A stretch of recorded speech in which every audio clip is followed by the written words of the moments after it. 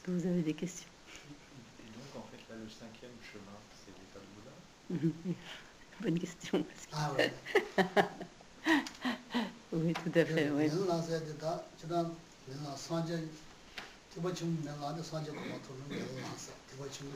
Là,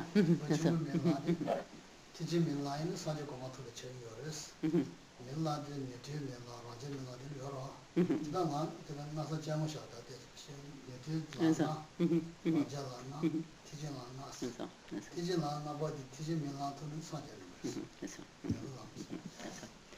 Donc, pour ce qui est du cinquième chemin, donc lorsqu'on se réfère au chemin des bodhisattvas, donc du chemin du grand véhicule, donc le cinquième chemin, c'est donc littéralement, le cinquième chemin est appelé comme le chemin du non-entraînement. Dans le cadre du grand véhicule, donc du véhicule des bodhisattvas, c'est donc l'état de Bouddha. Cela correspond donc à l'état de Bouddha. Donc, de manière générale, donc, nous avons vu ces 5 chemins, mais de manière générale, on considère également un ensemble de 15 chemins, à savoir donc les 5 chemins du grand véhicule. Non, c'est pas très compliqué.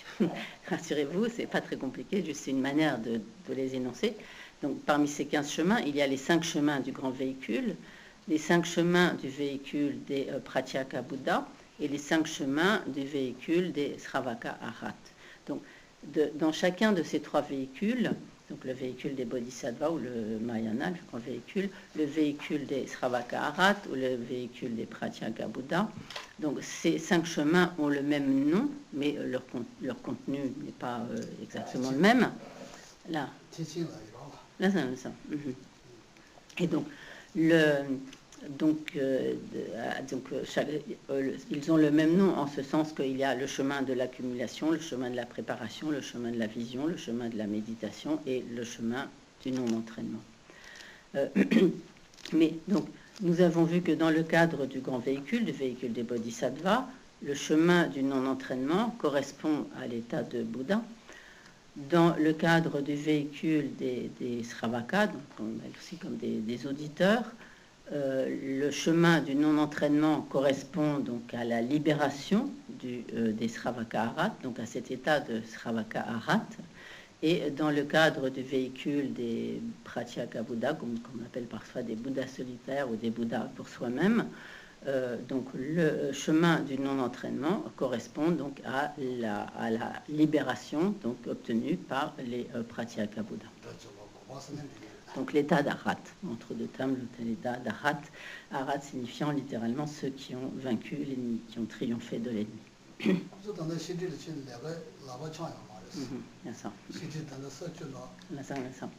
Donc ces Arhat du petit véhicule, donc c'est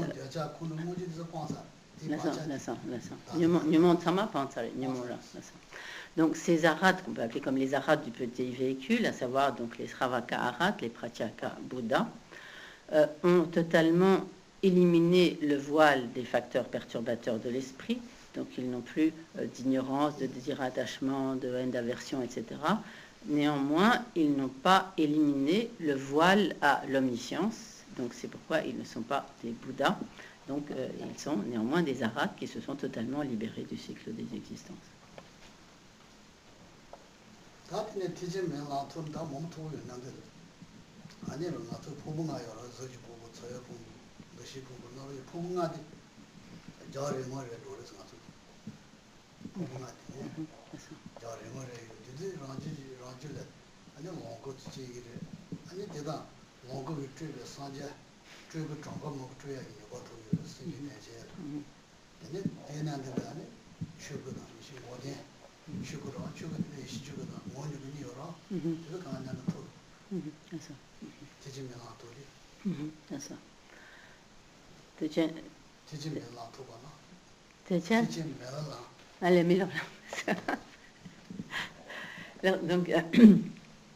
Donc une fois que l'on obtient le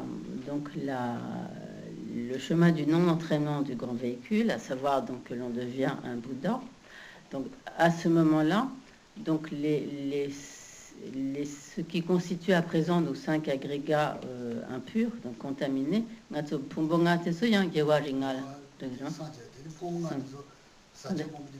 C'est ça, c'est ça.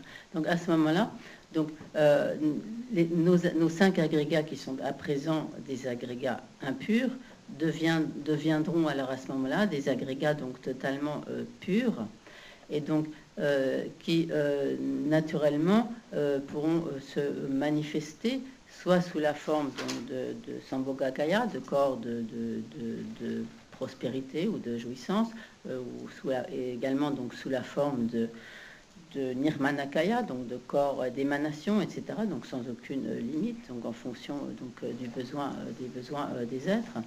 Et donc et donc également donc le corps non formel d'un Bouddha, qui est donc le Dharmakaya, sera alors donc constitué par le corps de, qu'on pourrait dire comme le corps d'essence. Et donc littéralement, ce qui est appelé donc en sanskrit le corps non formel, qui est donc de la conscience d'un Bouddha, qui est le Dharmakaya, comprendra à la fois donc ce qui est appelé comme le corps d'essence même, donc le Svabhava Dharmakaya en sanskrit, et le corps de connaissance supérieure, Dharmakaya de connaissance supérieure, qui est donc en tibétain Yeshe-Chuku et en sanskrit le Jnana Dharmakaya.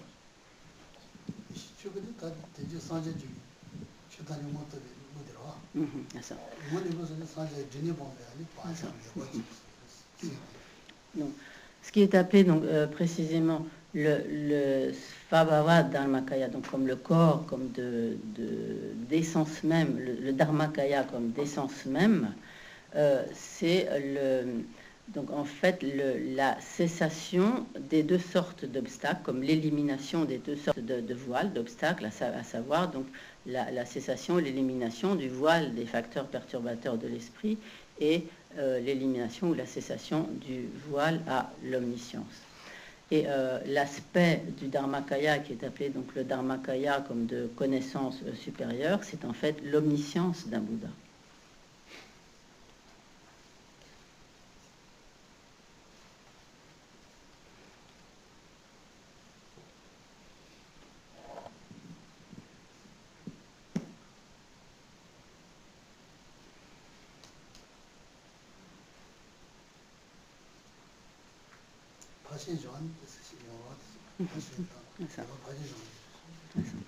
Donc tous ces points sont principalement énoncés dans les traités traitant de ce qui est appelé donc paramita.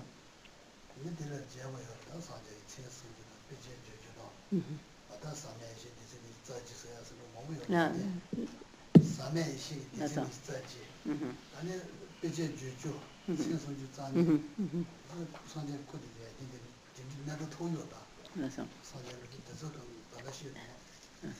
et dans ce cadre sont énoncés, sont expliqués notamment tout ce qui a trait aux 32 signes principaux donc, du corps d'un Bouddha, 80 marques secondaires.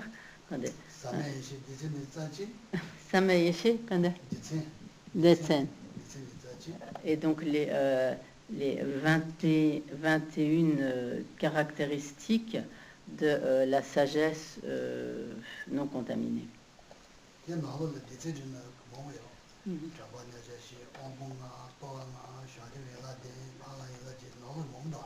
Il y a dans cela de nombreuses subdivisions. D'accord.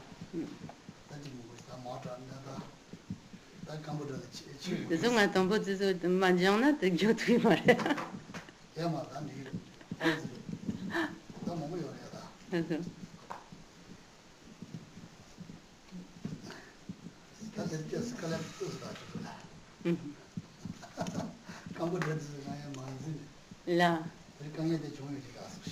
je pense que aujourd'hui nous avons eu quelques difficultés. Ça va, pas trop dur. Trop dur? Non, français c'est très intelligent parce que beaucoup de tracé là, non, pas très difficile. prendre. Parce qu'il faut le recevoir plusieurs fois. Oui, non, mais c'est sûr, oui, oui, oui. C'est ce genre de truc qu'il faut apprendre aussi. Ouais, c'est ça, oui. Oui, puis revenir, bah, c'est, faut... 근데 나서 떼어도 제기로 떼어도 떼어도 지저단 대전이 요레스 이제 대저서 라기 토제지로 상제듯이 아요 라기 뭐뭐 토에 상제도 떼어도 대저로 떼서 Deka, hein, d'accord. 지저서는 나서 와테지로 상제 Yuka, 남댕이, d'accord. 안 대버제도 라기 토제지 뭐뭐 나디 상제도 대저도 개침시로 요레스 Donc, lorsque nous prenons refuge, par exemple, lorsque nous prenons refuge dans le Bouddha, dans la pratique du refuge, il y a le refuge cause et le refuge résultat. Donc, par exemple, lorsque nous prenons refuge dans le Bouddha en tant que refuge résultat, à ce moment-là, nous prenons refuge dans le Bouddha que nous deviendrons nous-mêmes, donc avec notre aspiration à obtenir l'état de Bouddha, et ce Bouddha donc, que nous deviendrons nous-mêmes. Lorsque nous prenons refuge dans le refuge cause, à ce moment-là, nous prenons refuge dans le Bouddha en tant que celui donc, qui montre le chemin. L'âme te kade, you capte l'âme te gente, voilà, ça. 아다 뭐보다 상제 다 상제지 몸이 알아 상제 뭐니기 상제 많이 돼야지 대답을해서 나다 근데 저 샤만 보면 상제 삼바가 상제 삼바 샤바스 상제는 저 상제 샤바스 대답을 맞아 몸을 가서 세 상제 된대요 미 그다음에 하고 말하다면서 Ainsi donc il y aura de nombreux Bouddhas à venir, les Bouddhas harmoniques, les Bouddhas, etc., et bien d'autres. Donc, par exemple, si nous prenons l'exemple du Bouddha Maitreya, donc, on peut parler de Maitreya en tant que le Bodhisattva avant qu'il atteigne l'état de Bouddha, donc le Bodhisattva Maitreya, mais également le Bouddha Maitreya qui a atteint donc, cet état de Bouddha. 라지래 아니 때타도 산제 고파 토전 다 살다 강가 쪄서다 때타도 투로 주고 주지 뭐냐 타도 투자다 그래서 근데 라디아 타시고 제가 타시고 제가 몸제도다 라디아 타시 센턴 타시 받네 라디아 타시고 제가 타시고 그래서 senji 몸이 돼 아까 저거 정보는 그 투투 Donc ainsi, donc, lorsque nous aurons atteint cette perfection de l'état de Bouddha, donc nous aurons vraiment atteint le but ultime, nous aurons accompli le but ultime pour nous-mêmes et le but ultime pour le bien d'autrui. Et à ce moment-là, donc, nous aurons la capacité de manifester une infinité de corps d'émanation pour accomplir le bien de tous les êtres.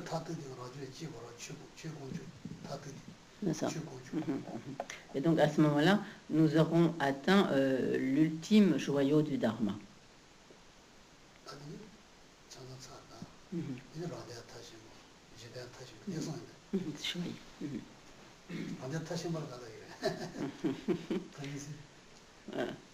Là, parachevé. Parachevé à ce moment-là, donc nous aurons parachevé ou comme totalement accompli. Parachevé de moi, non, pour ça, non, non,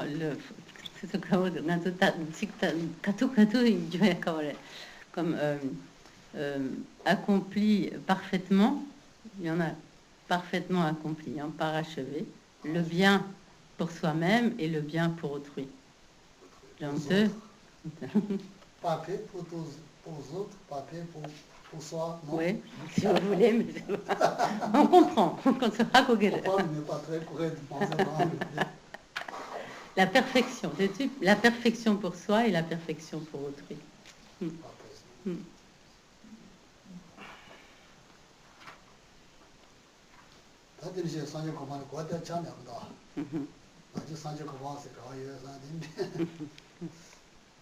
Donc il est assez important de comprendre en fait ce qu'est cet état de Bouddha, sinon on risque de se demander mais finalement où se trouve l'état de Bouddha.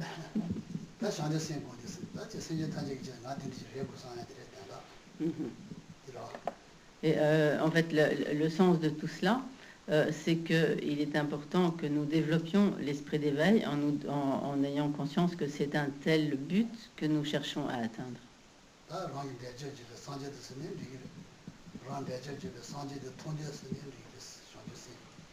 Donc, genre,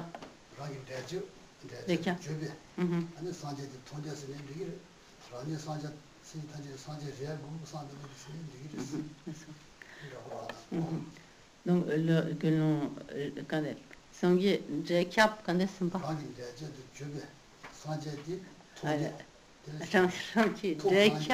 Jacob to Yulpe Sangye donc que l'on parle donc de l'aspiration à obtenir l'état de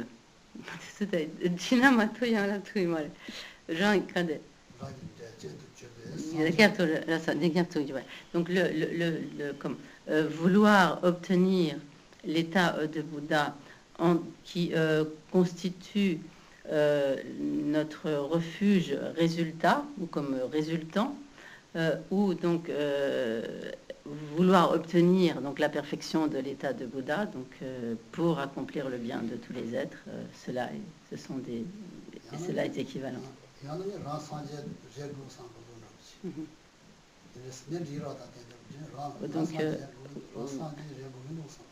Ou le fait de, donc nous voulons devenir des Bouddhas, en d'autres termes, et plus simplement que nous, donc la volonté de devenir Bouddha.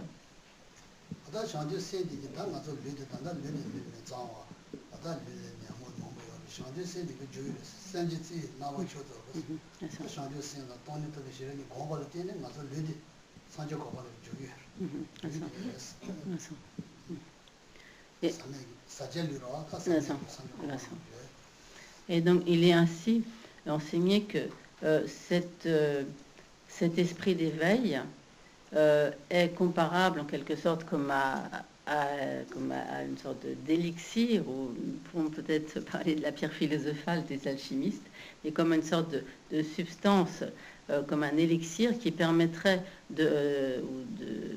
disons la pierre philosophale, qui permettrait de transformer en or un métal vulgaire. Donc de la même manière, cet esprit d'éveil, c'est ce qui a le pouvoir de transformer donc ce corps ordinaire, donc contaminé, impur, en le corps parfaitement, en les agrégats parfaitement purs d'un Bouddha.